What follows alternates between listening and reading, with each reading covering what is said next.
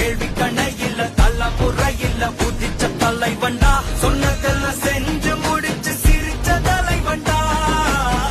மக்கள பிரிக்க நினைக்கும் சாதி மதத்தையும் சக்கட புத்தியும் எது பெரிய கொண்டா ஊருக்குள்ள நீதிய தன்னை விதைச்சைய கொண்டா